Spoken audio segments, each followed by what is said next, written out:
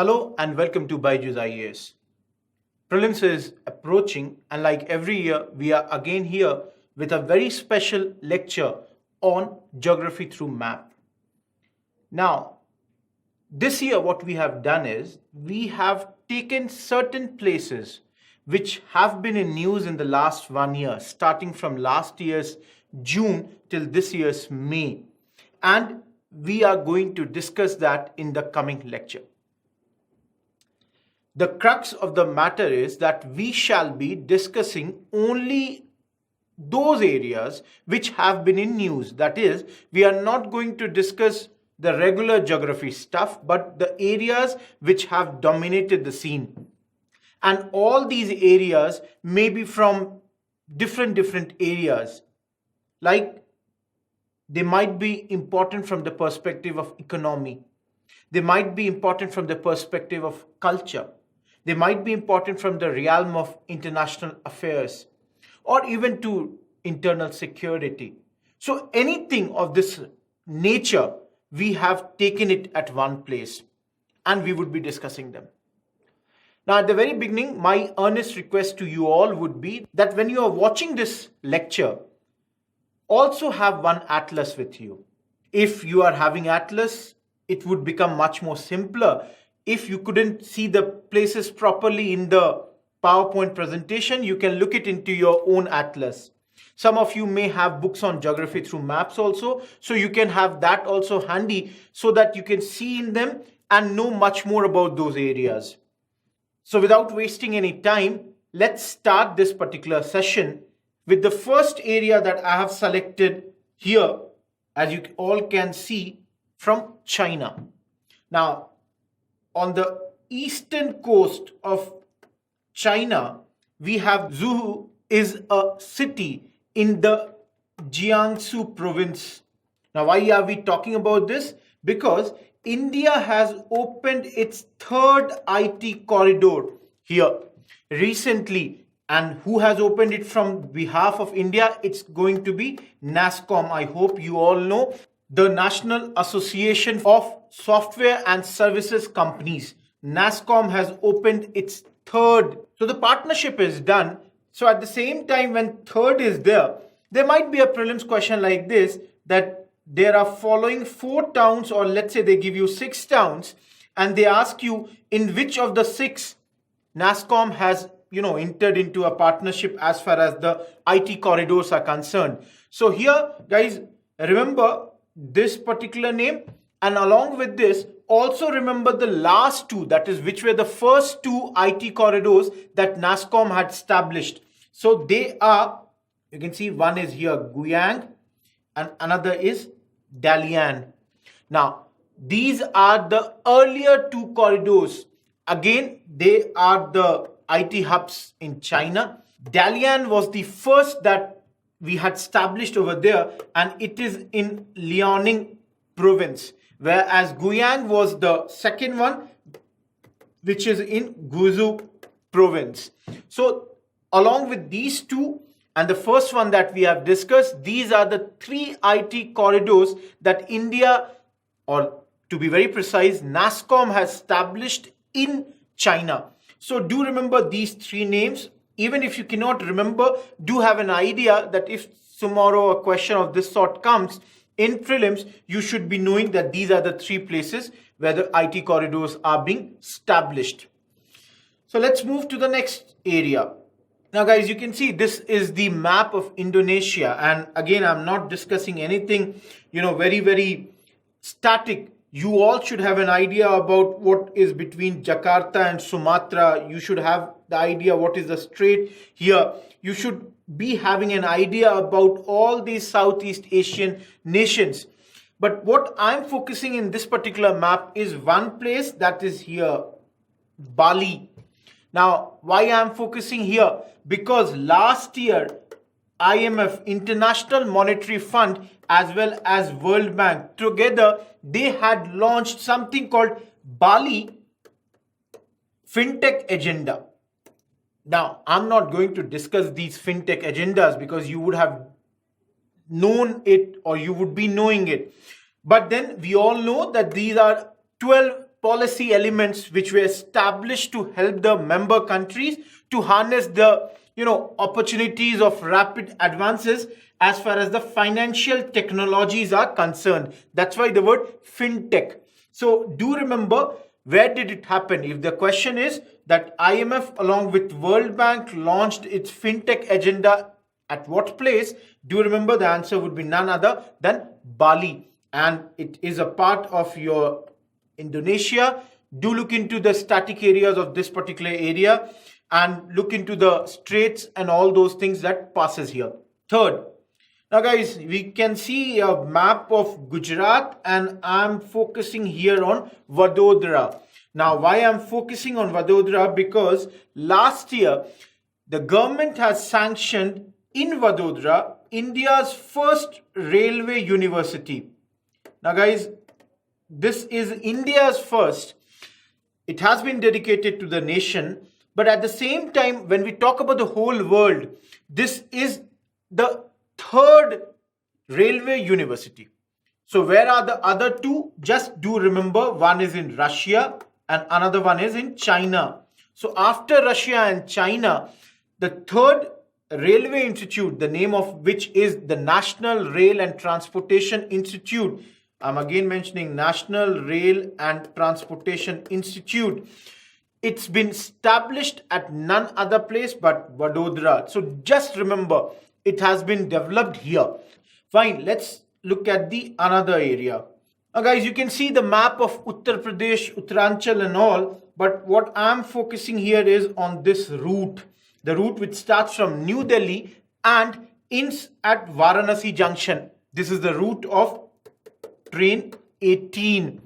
The indigenously developed high-tech energy efficient first self-propelled train, that is, there is no locomotive engine as far as this particular train is concerned. Its route is here. This year, 15th February, the Prime Minister of our country had started its inaugural run.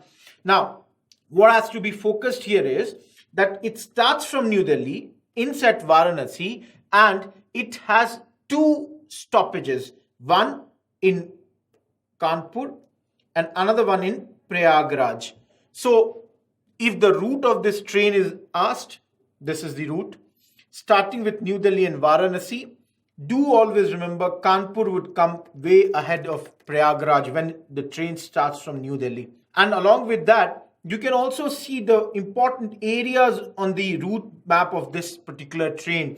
All of these are important towns of Uttar Pradesh. Aligarh, famous for lock industry. Agra, very, very famous for Taj Mahal and as such. So, do have an idea about how does it start, where does it all go.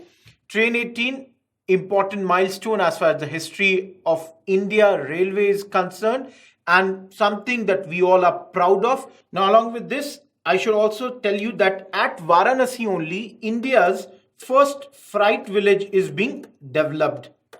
Now, freight village being developed in Varanasi, the objective being to support the economic development in the hinterland of all this area. Why? Because Varanasi would get into a multimodal terminal and this would reduce the logistics cost that Eastern Transport Corridor has. So this is very important that Varanasi is also going to have the first freight village being developed here. Two things that you need to remember apart from this, that this is being funded by World Bank, if ever they ask you. And who is the implementing body here? It is none other than Inland Waterways Authority of India. So you have to remember these two facts about this, that funding is being done by World Bank and this is being developed by Inland Waterways Authority of India. Let's look at the next area. And here, as you can see in this map, we are going to talk about the Petroleum, Chemicals and Petrochemicals Investment Regions, PCPIR. Now, of course, it comes under the Ministry of Chemicals and Fertilizers. And this is being developed because there is a very promising market and India wants to attract investments for industrial development as far as these regions are concerned. So that what happens is, when there would be investments, it would also lead to higher investment and it would lead to greater number of jobs. Now, if you look at this particular map, guys, you can see Gujarat, Odisha, Andhra, and Tamil Nadu. These are the 4 states about which we are talking as far as this particular scheme is concerned. And within these 4 states, just look at which all areas are being talked about. In Odisha, the Paradip port is being talked about. In Andhra, Visakhapatnam is being talked about. In Tamil Nadu, there are 2 areas, one being Kudalur and another being Nagapattinam, as the last one being Dahej in Gujarat. So we are talking about 5 such areas altogether. So do remember the names of all these 5 places under the PCPIR scheme, which is expected to be a gateway to a very, very promising market, which would lead to investments, which would lead to a lot of jobs, which would of course enhance connectivity. All these things being talked about in 5 areas, 4 states. Do remember their names. Also remember, only one of them is on the western coast. All other 4 are on the eastern coasts. So very, very important. These were certain important areas, important from the perspective of your economy. So now let's move to certain areas which are important from the perspective of culture. And one of the first thing that we should look here is something which you all would be knowing, Prashad Scheme. Now, it's not a new scheme, it's an old scheme. But last year, 3 new areas were added to the scheme: Gangotri, Yamunotri, and Parsnath. Now, guys, Gangotri and Yamunotri are in Uttarakhand. You can see this is the map of Uttarakhand, Uttarkashi district. Here is your Gangotri. And to the left of this, here you have some place, you have the Yamunotri also. It's not mentioned in this map, but I'm telling you it is here. So Yamunotri and Gangotri are the 2 places being here. And then in Jharkhand, you have the Parasnath. Now it is a very, very sacred place for the Jain pilgrims, and it is in the Giridih district of Jharkhand. Now, with the addition of these 3 areas, what has happened is now in the Prashad scheme, totally we have 41 places in 25 states. Now, it is not possible for us to remember all the 41 places, but then the 3 which have been added in the last year, we should have an idea about them. And not to say, but these 2, Gangotri and Yamunotri, they both are very, very important Hindu pilgrimage site. And you all have to understand that these are related to important rivers also. For example, Gangotri. Now, it is on the banks of the river Bhagirathi, and it's the origin of river Ganga, whereas Yamunotri is the origin of river Yamuna. And if we talk about the Parasnath peak, it is the highest peak of the state of Jharkhand, very important Jain pilgrimage site, as I've mentioned. Do also remember the full form of Prashad scheme. Don't forget that, because pilgrimage, rejuvenation, and spiritual heritage augmentation drive scheme, Prashad. So do remember the full form of this particular scheme. What does each letter stand for? You need to remember that also. So let's look at another very important cultural site. Now you can see here I'm talking about the state of Rajasthan, and I've taken this particular map, and all you can see different areas of Rajasthan being famous for different art and cultural examples. But here my focus is the district or the capital of Rajasthan, Jaipur, because here in Jaipur there is a village called Bagaru. Now in this particular village of Rajasthan, a museum has been started. The museum's name is Titanwala Museum or Titanwala Museum. And what is the objective of this Titanwala Museum? The objective is to preserve the block painting. Now you would have studied it in your art and culture.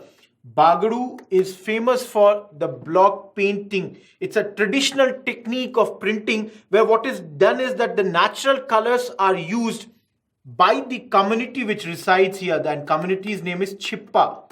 So Chippa community uses the colors, and the motifs which are used here are usually having the bold lines.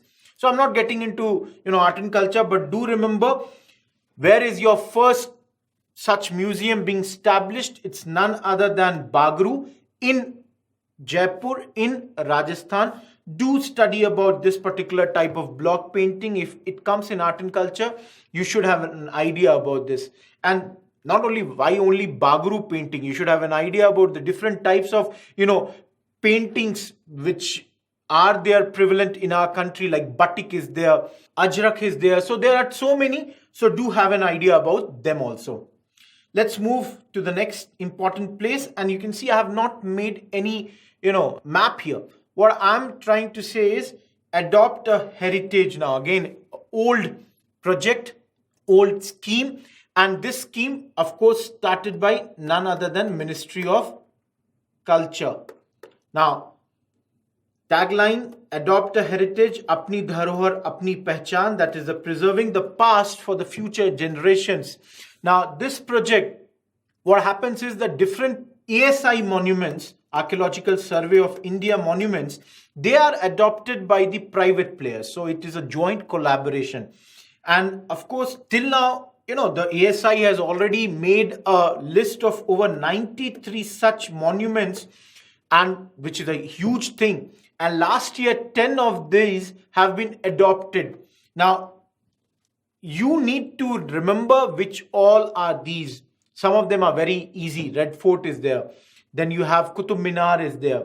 You have Jantar Mantar of Delhi is there. Hampi, Karnataka is there. Ajanta has been adopted. So these are very prominent ones. But then there are few less prominent ones, like the Leh Palace. Then we have in Andhra, we have the Gandikota Fort. So do have an idea about these different areas which have been adopted, or these different monuments which have been adopted in the last 1 year. Moving forward, let's go to the Sikh Takhts. Now, guys, you can see this picture. These are 5 Sikh Takhts. We have right now Panch Takht. Panch means Panja, 5. It comes from the word hand. And Panch Takhts, these are the 5 important Gurudwaras of Sikh religion, Sikhism. And of course, they are very, very important from the perspective of religion, social, politics, everything. If you look at the 5 original Panch Takhts, Amritsar has Shri Akal Takht, Bihar has Takht Shri Patna Sahib, Anandpur has Takht Shri Keshgarh Sahib, Bhatinda has Takht Shri Damdama Sahib, and Nanded has Takht Shri Hazur Sahib. So now, what is your work is, do remember these 5 areas. Even if you forget the names, if you can remember, it's great. But even if you forget the names of the 5 places, do remember which exactly are the cities where these are. And now coming to the thing why I'm discussing this. Recently, that is last year, there was a proposal that why don't we have a 6th Takht also. And this 6th Takht would be unusual in the sense that it's not going to be in India. We are talking about Nankana Sahib. And that's why you can see, guys, I have got this here. This is the state of Punjab in India, and this is the international boundary that we have. So Nankana Sahib is in the state of Pakistan. Its province Punjab has got this, and there's a proposal, because you all know this is a very, very sacred place for the Sikh religion, because this is the birthplace of Guru Nanak Dev. And Guru Nanak Dev's birthplace, Nankana Sahib, is being talked to be the 6th Takht. Now, do remember the 5 which we have in our country. Do remember the 6th which is there in Pakistan. Now, proposal, it is still a proposal, guys. We are not saying that this has already become the place. So, do remember it. Already we have said these are Panj, that is 5. And guys, Takht, if those who don't know, is nothing but throne, Takht. It is this imperial throne, seat. And all these 5 are very, very important. The supreme one, of course, being Amritsar, because it was started or established in 1606 by none other than Guru Har Gobind. This is the supreme Takht, and the other 4 you can see are in the places like Amritsar, it's Patna. In Bihar, it's in Patna. So these are the other 4. And these other 4, they are linked to Guru Gobind Singh, the 10th Guru. The three, Amritsar, Anandpur and Bhatinda, they are controlled by SGPC, Shiromani Gurudwara Prabandhak Committee, and they only appoint the Jathedars, that is those people who head the Takht, while the other two, which is outside Punjab, Bihar, that is Patna, and Nanded, that is in Maharashtra, they are having their own boards. So if you look at this, do remember the 5 Takht, 3 in Punjab, 1 in Bihar, 1 in Maharashtra, 1 proposed in Pakistan. Very, very important. Now, continuing with the Sikh tradition and Sikh religion only, last year there was a lot of talk about the Kartarpur Corridor. Now, Kartarpur Corridor, you can see this is the international boundary. This side is India, as you can see, and this is your Pakistan. This red stretch is around 4 kilometer approx. Some say it's around 4.7 kilometers. 2 kilometers is in India and around 2.7 would be there in Pakistan. Here there is Dera Baba Nanak and here is Kartarpur. Now, as I'm saying that this particular corridor of approx 4 kilometers would be connecting the Dera Baba Nanak Gurudwara, which is in our country, to the Gurudwara which is there in Kartarpur, that is Gurudwara Darbar Sahib, and these two would be connected. Now, understand why it's being done as of now. It is to commemorate the 550th birth anniversary of Sri Guru Nanak Dev Ji. And this was done because what happens is, guys, that when we are standing, let's say, on our borders, our people can, through naked eye, see this Kartarpur Gurdwara. But if they have to visit this, they have to go around 130 kilometers. That is, first of all, they would have to go to Lahore, and then from Lahore, they would have to come here. So this proposed project, what it does is that in one sense, it helps the Sikh pilgrims to easily access this particular place, which is very sacred for them, because it is believed that the great Guru Nanak Dev Ji Maharaj had spent his last 18 years of his life at this particular place. Another thing that you should remember is that which river it is crossing. You can see it is the Ravi River which this particular corridor would be passing. Expected that in 2019 by November this corridor would be constructed. And if you look at Indo-Pak relations over the last few years, this is one really good thing that has come out. Of course, there is politics which is being played, and there it would be. But then to give a visa-free access to the pilgrims from our country would be great. Of course, there would be, another treaty needed for that. But then this would be something that our people would be, supporting, and we would like it to be done as quickly as possible. So just do look at this particular corridor. Continuing with this only, let's look at another temple. You can see on the left hand side, we have the president of our country, and this is the ancient temple complex, also known as My Sun Temple. Now, here is the country, and now can you identify or not? This is something that you'll have to look. But this country is none other than Vietnam. Our president had gone there last year, and he had, gone to this cluster of ancient ruined Hindu temples which were constructed way back between the 4th to 14th century AD. And this is known as the My Sun Temple complex. Now, two things here you have to remember. One, it is also a World Heritage Site. Who has given them this thing? UNESCO. So UNESCO has given them the tag of World Heritage Sites. And in this particular complex, there are many small, temples which have been constructed for the Hindu gods and goddesses. And they may be like Krishna, Vishnu, but then the most important ones are dedicated to God Shiva. And the only thing that you need to remember apart from all this and this is, which province is it this exactly? So this is Konganan province. So do remember this. Remember the kings that have constructed it, that is Champa kings. Remember the temples are dedicated to all gods of ours, that is Vishnu, Krishna, Shiva, but Shiva being the most important, that is Bradeshwara. And this is something very, very important. Last year our president had gone over there. Moving to next one. Now you can see we are going to talk about the northeast of our country, and here I'm going to talk about one particular dance festival. The dance festival's name being Nongkrem. Now this is the dance festival which is usually done in the Khasi Hills. You can see Khasi Hills, West Khasi Hills, East Khasi, South Khasi. So if you look at the map of Meghalaya, guys, you all know that if, let's say, Meghalaya is like this, there are three important hills: Garo, Khasi, Jaintia. You can see Garo, Khasi and Jaintia hills. In these three it's divided. And if we talk about the Nongkrem dance festival, it was celebrated at a village in Khasi Hills, the village known as Smith.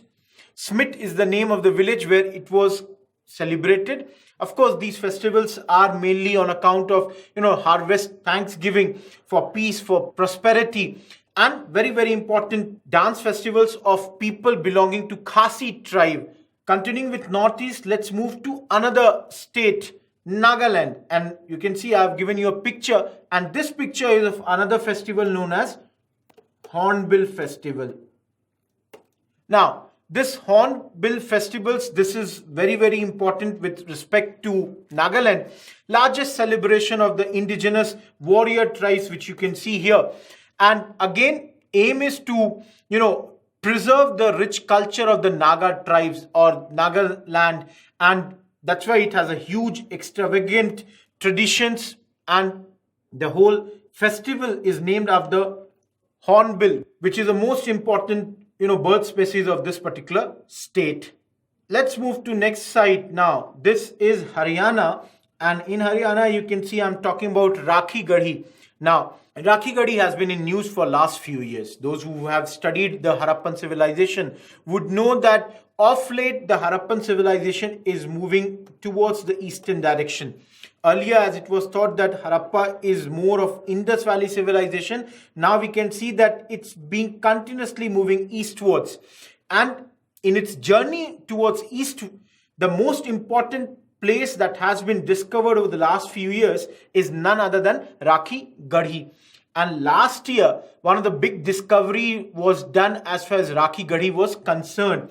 Here, in fact, the archaeologists, they discovered a couple's grave.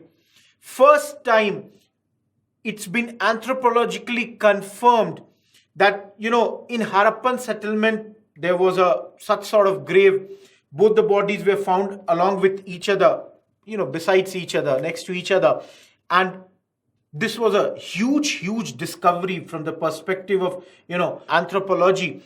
And both these people whose bodies were discovered were between 21 to 35 and with no trauma or injury which was found as far as the skeletons were concerned. So this is something which is a huge discovery as far as IVC is concerned. But then guys, when you are doing IVC, I would also request you to look at the other prominent Harappan sites. And I'm not getting into this, but do look at Harappa, do look at Mohenjo-daro, do look at Dholavira, and also along with, this, also look at the important places or important things that have been discovered at different places. The great granary might be there, the great bath would be there, the wooden mortar be there, dice, copper scale. So all this, even Lothal, for example, dockyard was there. So just go through the Harappan Valley civilization, because from the perspective of ancient history, there is no more important chapter than IVC. So IVC and your maybe Jainism and Buddhism, do look at them. There would be something from there. So as far as IVC is concerned, do look at all the important sites, the Surkatada, the Kalibangans, everything. So just go through them. Let's move to another, and this time from ancient, I have directly jumped to the modern history. And modern, I'm talking about Bhitarwa Ashram. Guys, where is it and why I'm talking about this? It is in the state of Bihar. You can see East Champaran, here is West Champaran.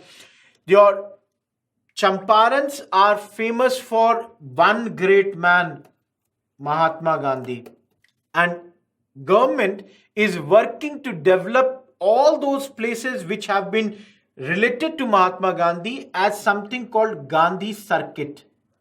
Now guys, in the Gandhi Circuit, last year the government has sanctioned 3 places, one of them being Bhitarwa. Now Bhitarwa is a very small place here only in East Champaran. Another being Chandrahiya, and third one being Turkolia. So you can see Chandrahiya and Turkolia. These are 3 places, which have been sanctioned for the Gandhi Circuit. Now already last year, if you remember, 100 years of Champaran Satyagraha was celebrated, and question also came in prelims exam on Champaran movement. And so these are very, very important places because Gandhiji is important from every perspective. Now, if you look at these 3 places, that is Chandrahiya, Turkolia and Bhitarwa. Chandralia is famous because when Gandhiji was going for the Indigo movement, he was moving to a hamlet called Jasoli Patti, and at Chandralia he was stopped.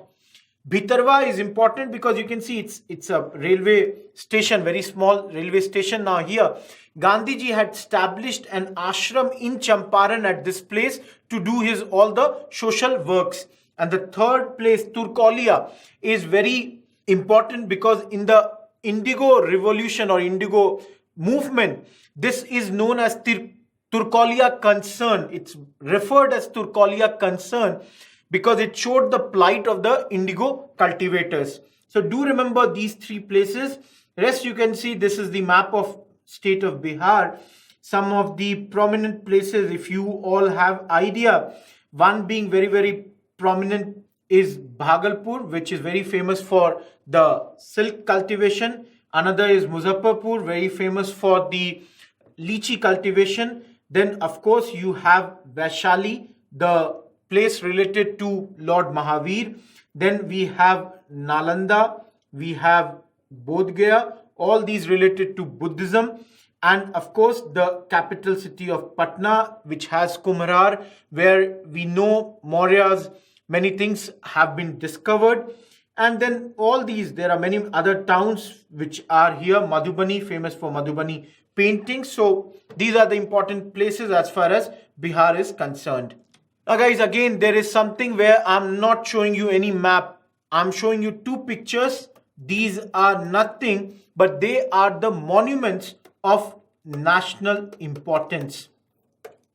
Now, last year, ASI, that is Archaeological Survey of India, declared 6 more sites as the monuments of national importance. This they do under the section 4 of their acts, which was passed in 1958. That's regarding the ancient monuments and archaeological sites.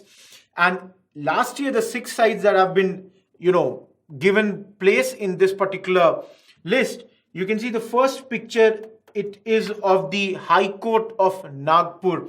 This is the first monument that was given the place. It is a very old building, 125-year-old building that's there in Maharashtra, of course. Then this is very, very important building, Nimrana Bauri. This is in the state of Rajasthan, in the district of Alwar. So this was the second site which was, given the place last year.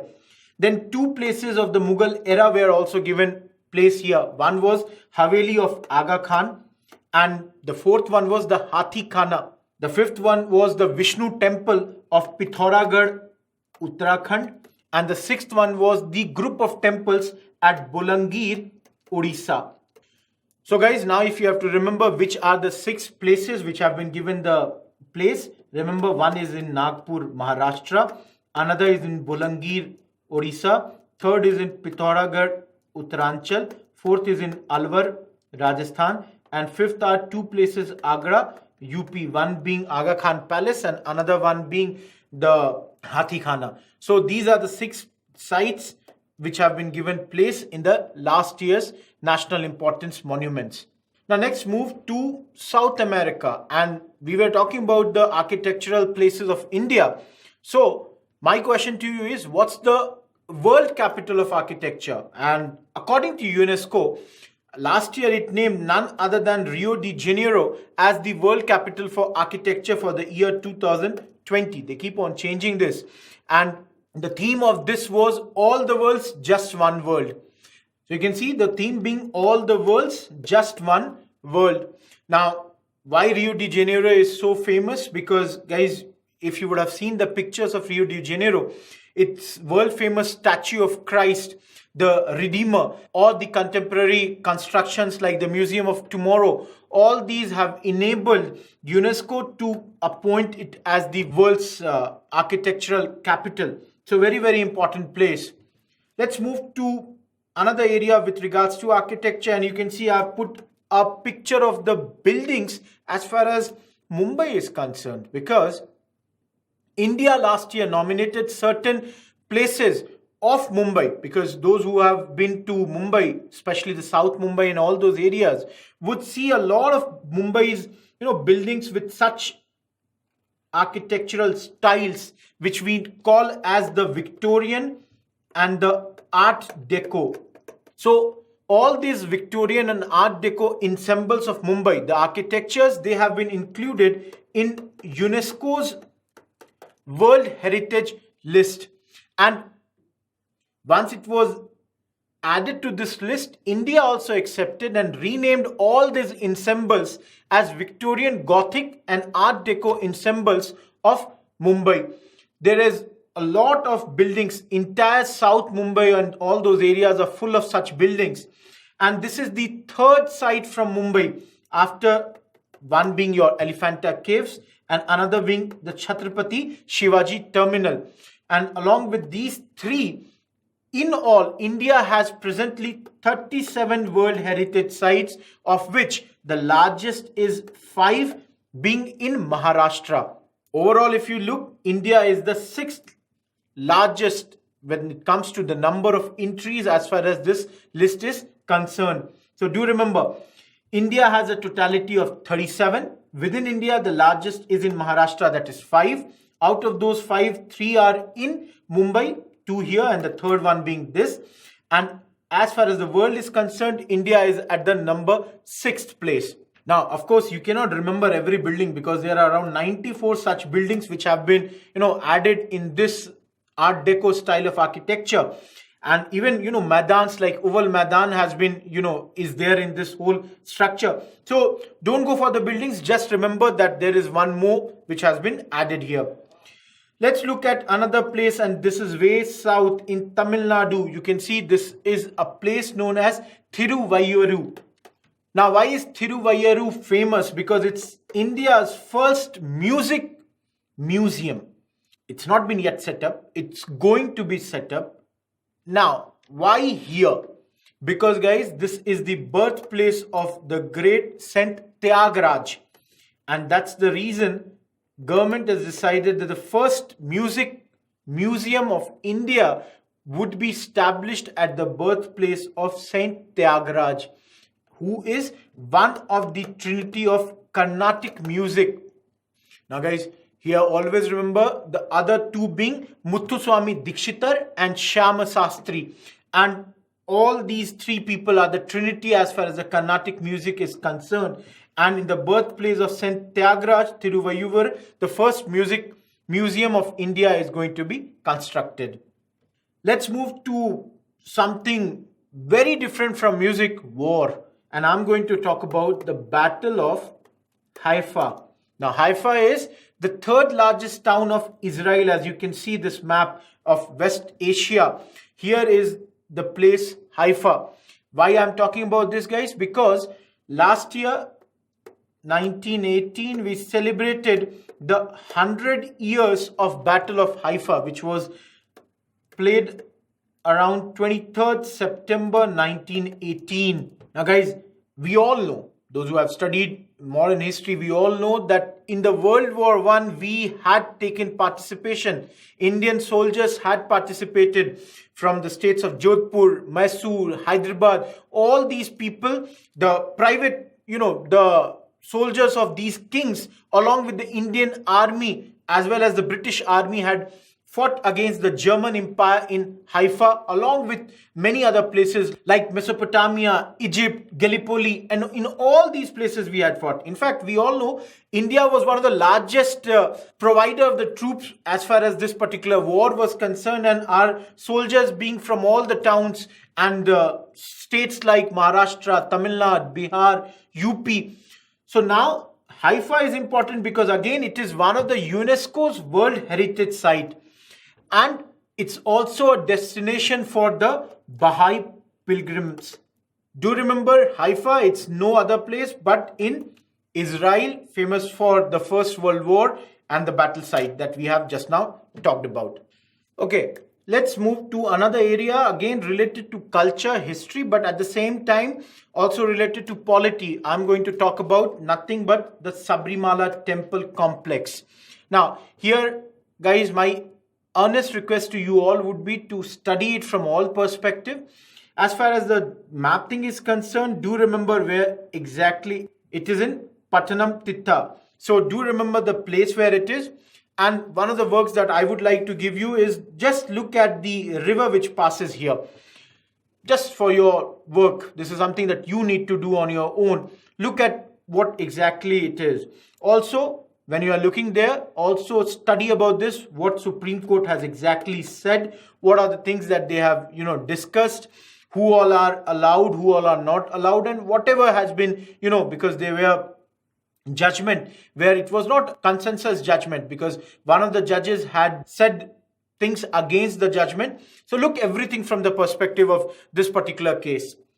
Another very, very important, again I have come to Meghalaya. And this time in Meghalaya, I'm talking about from the perspective of polity. Let's say last year, we all know that for many, many months, our news had been dominating the scene that's called something called Rathole Mining. That is, around 15 miners in the state of Meghalaya were trapped in a coal mine. Now, the question to you is that the 15 workers who were trapped in which hill? Garo, Khasi or Jaintia? So the answer here is that they were trapped in East Jaintia hills. 15 workers were trapped, and this had brought the focus to this particular thing. Now guys, as the name suggests, rat hole mining, very small holes which are, constructed where, rat, that is only the smallest can enter these tunnels. Because if you look at, traditional mines that we have, coal mines, especially in states of like Jharkhand or Chhattisgarh, the mines have good tunnels.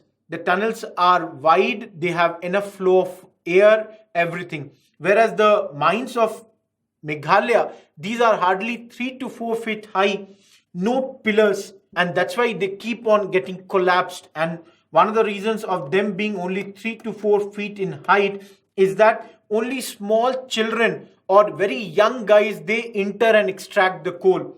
Already banned by NGT in 2014, this sort of mining has been banned, saying that it's unscientific and unsafe, but still it's happening because of the fact that everybody knows that the sort of coal that Meghalaya has, it is economically viable only if it is done in this form, because the coal seam which is there is very, very thin, and because a huge number of people, they are reliant on this, they keep on doing it.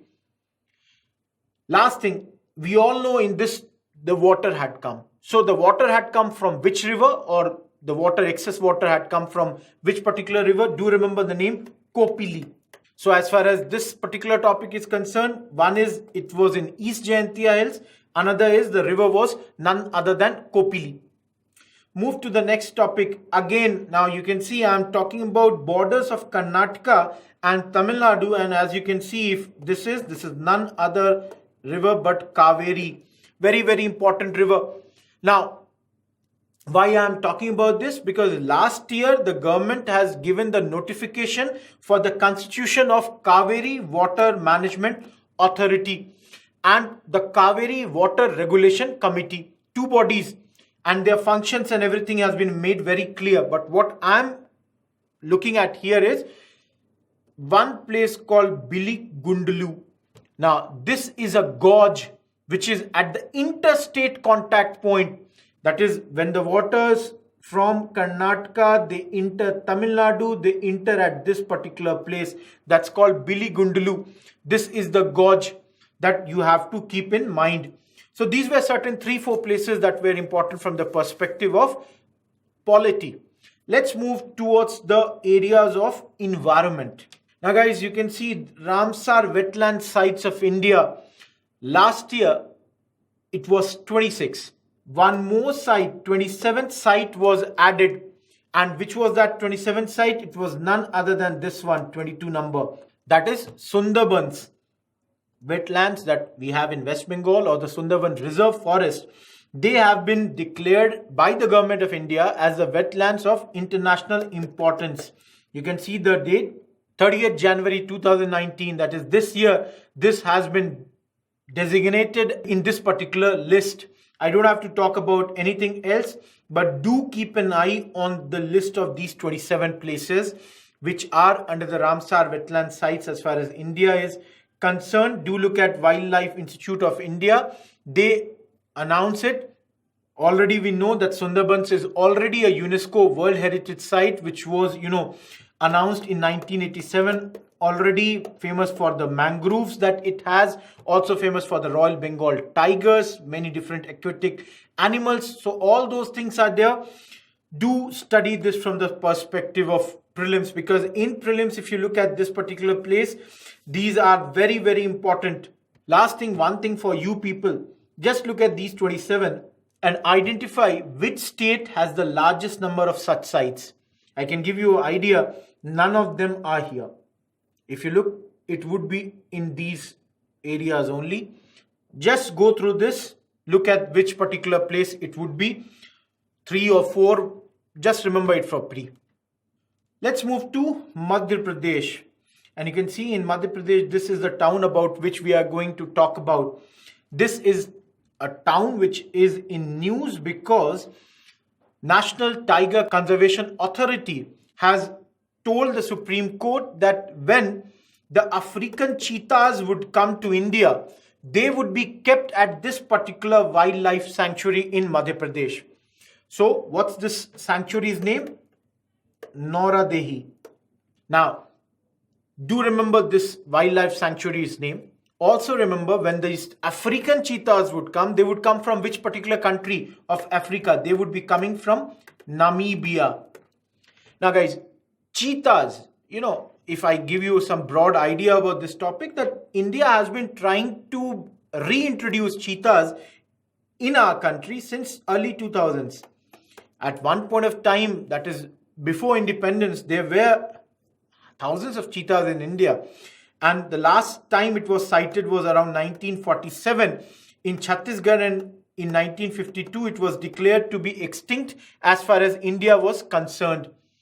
We had tried that we could bring the Asiatic cheetahs from Iran, but once they refused, we decided to bring African cheetahs from, of course, Africa. Now, how the question may come. See, when this was decided that this African cheetahs have to be brought, certain sanctuaries were listed. That is where it can be. One of them being Noradehi was there. Then there was Kuno Palpur was there. Again, it is in Madhya Pradesh only. One site of Gujarat, that is Velavadar National Park, was considered. And then in Rajasthan, Shahgar Bulge was also thought about. So they had thought about these 4 places. You can see Kuno Palpur, Noradehi, Veladara and Shahgar. Question might be, out of these 4, where have they decided? Important thing is, once these cheetahs are brought back to country or they are reintroduced in the country, India would have 6 out of the 8 large cats that are available in the world. That is, we already have lion, we have the tigers, we have leopard, we have panther, we have jaguar, and the 6th one, cheetah, would be introduced. So 6 out of the 8 would be here. One of the very important fact that you all should always remember about cheetah as far as India is concerned, this is the only mammal to become extinct in India in the last 1,000 years. And guys, why we are so impatient about reintroducing it is because cheetahs are at the top of the food chain, and that's how it becomes very, very important in the whole ecosystem. So we want to have them back, and of course the onus lies on the present generation that they are available in India for the future generations. So guys, now let's look at the rivers. Now I'm not getting into this. This is something that's been provided to you. You can see there are hundreds and thousands of rivers in our country, small, big, and there are many river systems, like we have the Gangetic river system, we have the Brahmaputra river system, we have the Indus river system. In south, we have Kaveri, Krishna. In west, we have so many rivers. So there are hundreds of rivers. Now, focus here is not exactly to tell you something about all the rivers. This is something that you need to do. This is a very, very important chapter of geography. Do go through the drainage system chapter. Here, what I'm telling you is about a particular river, that is Beas or Bees River, which is there in the northern Indian state of Punjab. Because in this river, government of Punjab has declared the Indus dolphin to be the state's aquatic animal. Now guys, what is there is that this Indus dolphins, they are found nowhere apart from Indus except for a very small stretch of around 185 kilometers in Beas. There are around 30 Indus dolphins here. Last survey had even put the numbers below 30. So this Indus dolphins, who are blind species, practically functionally they are almost blind. They communicate, they hunt their prey like prawns, catfish, carp, etc. But then you do remember that Indus dolphins, they are exclusively found in the Indus River and especially in Pakistan. In India, only in a very small stretch of Beas River, we have this particular species. And that's why already declared as the state's, aquatic animal, and very, very important for the ecosystem of this particular area.